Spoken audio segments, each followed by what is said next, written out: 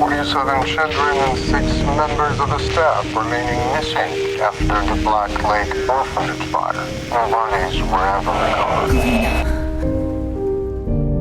I found them. The children. They're all down here. You think you're beneath the orphanage? You've never been beneath the orphanage.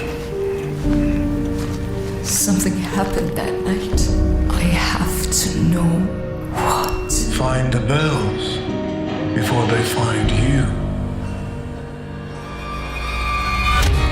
Don't let the candles die out. The light gives them back. Their bullets will last.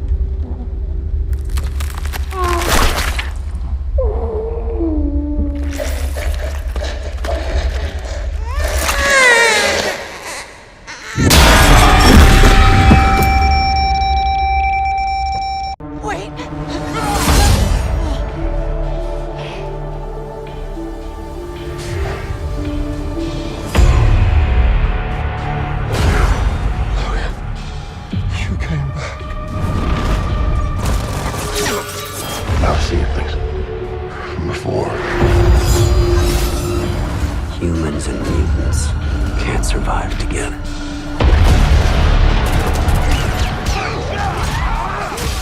I've tried to keep them safe for so long. Fucking trash. Inside, now! I thought you were back. We were back. We're gonna build a future for mutants. That is why you belong here.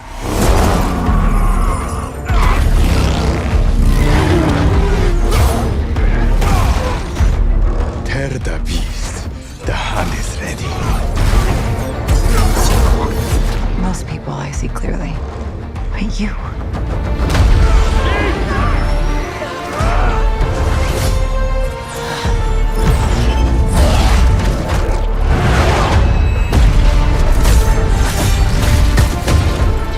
Just give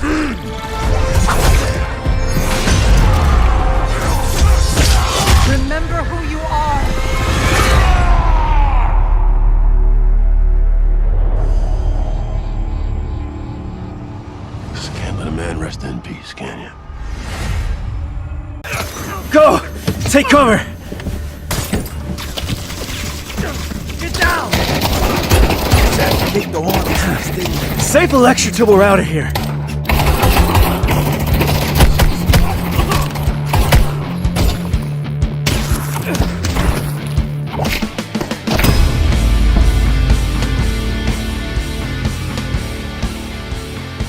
Today we wanted to give you a closer look at Blackwood and some of the gameplay systems we've been building. Our last video focused on melee, so this time we're showing more of the game. Just keep in mind everything you're seeing will still receive final polish. Weapon customization is a core part of Blackwood. Every firearm you own is unique, meaning you can keep multiple versions of the same weapon, each built differently. Almost every weapon is modular. And if two weapons are compatible, you can even move parts between them.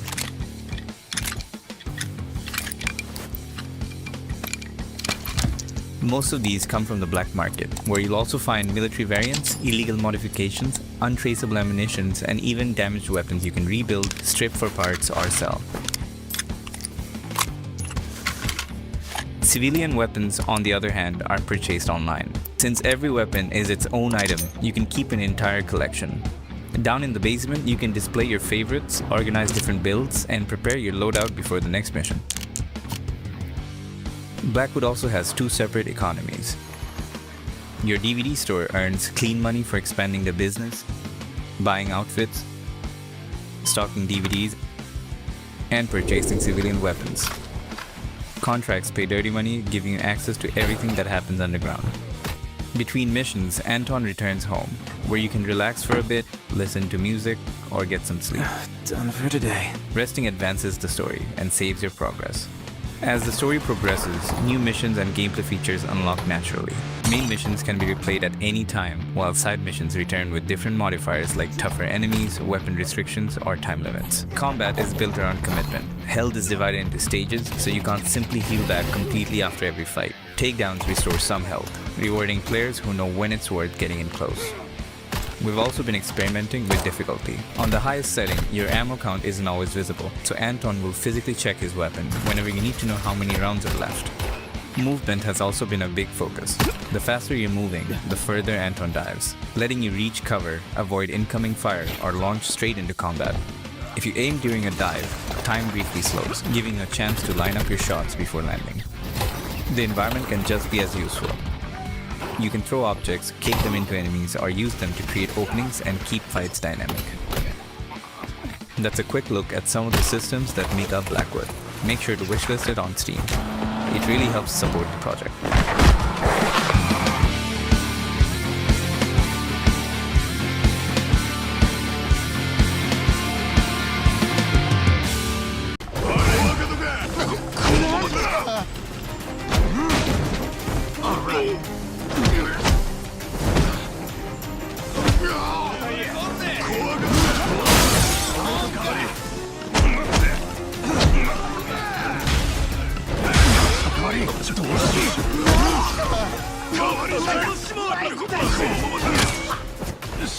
Come on.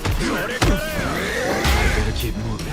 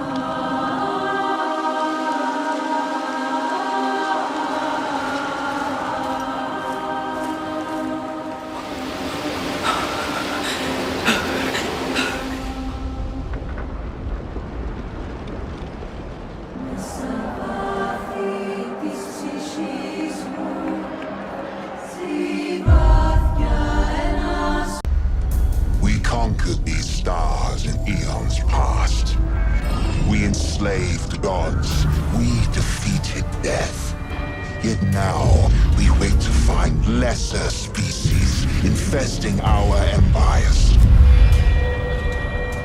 They have sundered the galaxy, unleashing powers they do not understand. Our tombs have been destroyed. Our lower orders do not wake.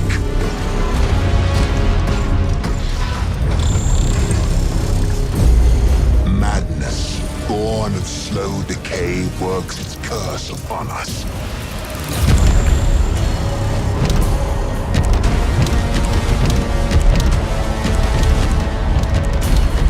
The Zarekan dynasty needs every weapon and every warrior. So I have come to this world.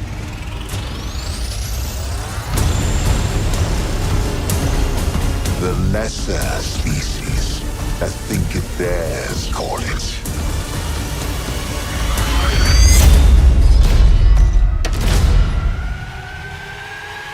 Kronos. It shall be ours again.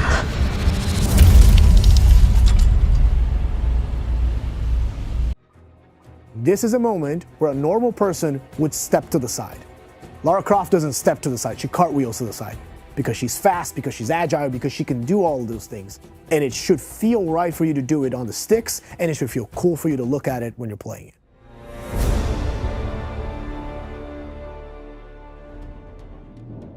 Lara had a physicality, acrobatics, and at least for those of us who were pretty good at the game, we spent quite a bit of time swan diving and doing the different acrobatic moves to look awesome. You need to go back and you need to look. You need to look how those games were functioning. What was the essence of those to extract it and put it in the future? This character and this franchise, that it's more about adventure, action adventure, cinematic experience. So she's moving like confidently with all this acrobatic, athletic style of climbing, jumping, etc. And I think that's what makes Lara Lara. Her physicality is really important. So I still do a lot. Weight training, running, yoga, rock climbing. I freaking love rock climbing. That is my jam. What makes climbing Lara's climbing, basically. And there is multiple super subtle things that makes it Lara Croft climbing, not someone else.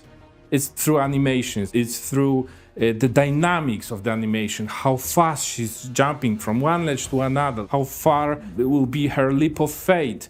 And all of that basically were the biggest issue for us. Because regular jump doesn't mean that it's a Lara Croft regular jump, right? There's quite a few climbing features that we have. There's climbing on the poles, there's climbing on ledges, swinging around the horizontal poles. Obviously, we also have grapple. Nailing Lara's movement, I think, is one of the most important things to get right when you're making a Tomb Raider game. Whenever you're playing a game, if a character doesn't move the way that you expect them to move, you are likely going to get frustrated. Or if you're coming into a franchise that has several games establishing what that character should feel like, you have to get that right.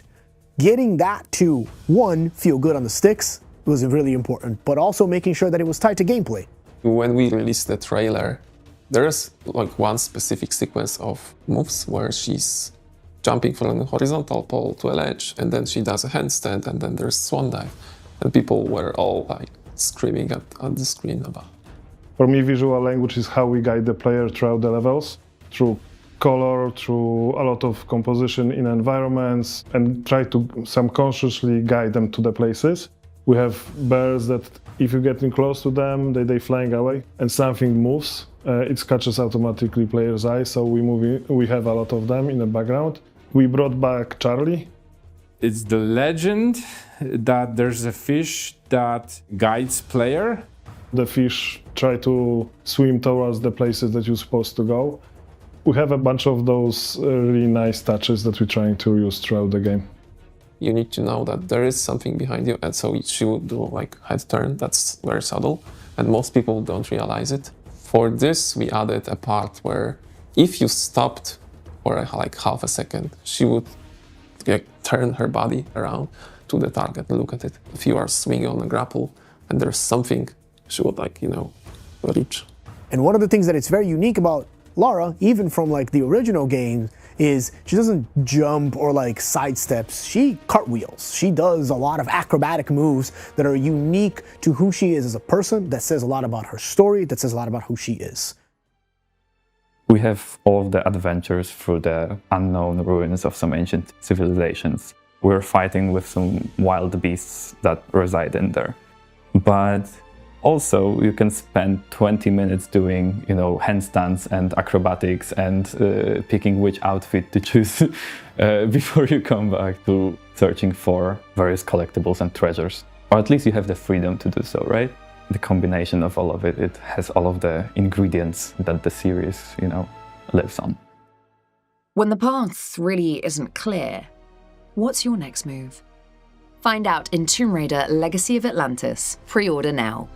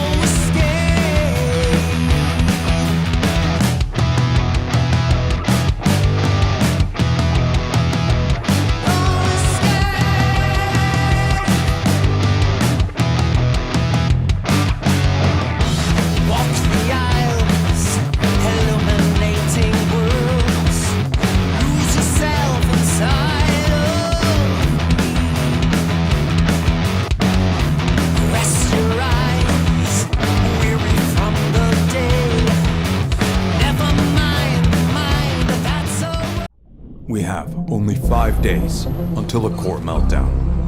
We have to survive this. Only 5 days. They all fell silent. I'm not used to being in charge of such things. Use whatever means necessary.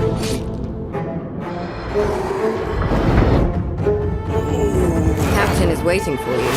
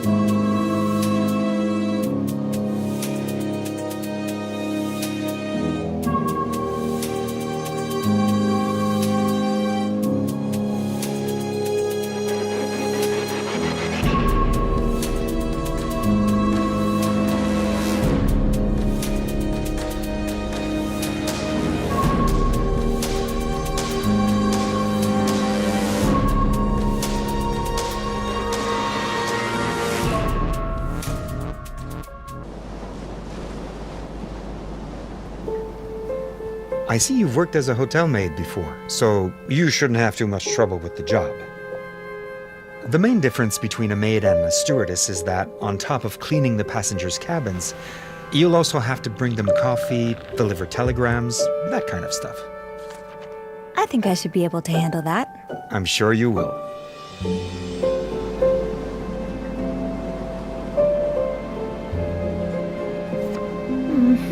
I miss you guys. Do you know if that was Grant Hudson I saw in the bar last night? The racing driver? I wonder what he was doing in Italy. Yeah, I wish I knew. Thank you, Sophie. I appreciate the help. To be perfectly honest, it won't be my first time snooping around like this. "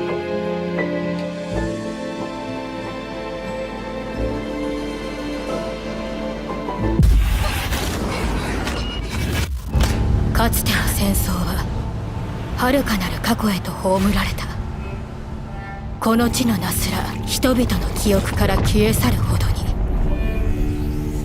底なしの忘却の海の前では希望を語ることなど贅沢に過ぎない。真実は全て覆い隠された。だが全てを忘れた一人の剣士が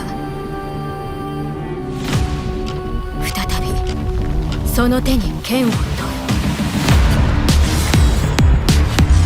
私たちは帝国に反旗を翻す君の力を貸してほしい。勇者様のことは私がしっかりお世話するのです。帝国に指名手配されてるということはきっと悪の帝国と戦った英雄なので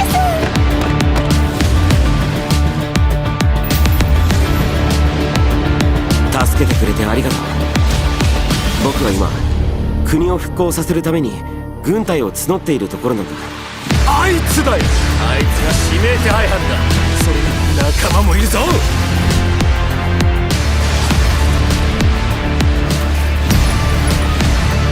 かりました。僕が道を切り開きます。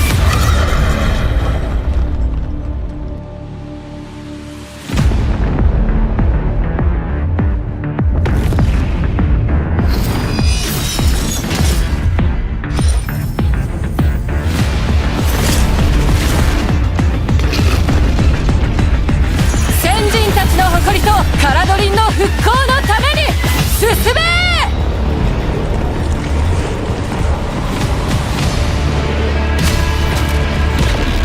貴様らのような寄せ集めが笑わせないで。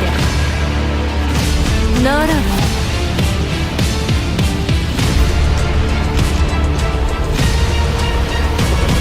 もっと面白いものを呼び寄せたようね。海の巨獣！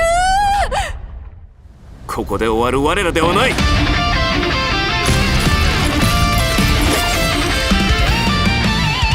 今だ！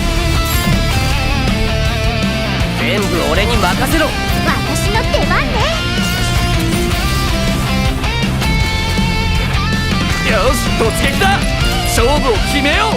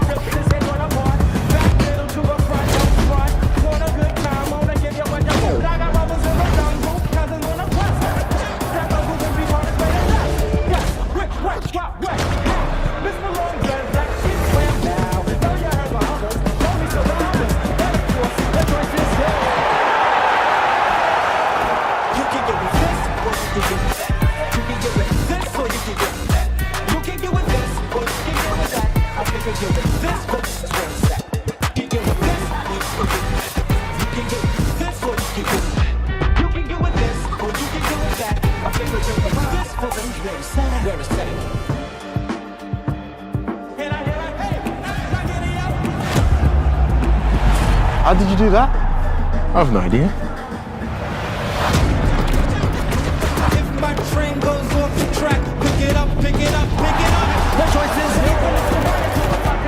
Watch me like this. Watch it up when the lights out.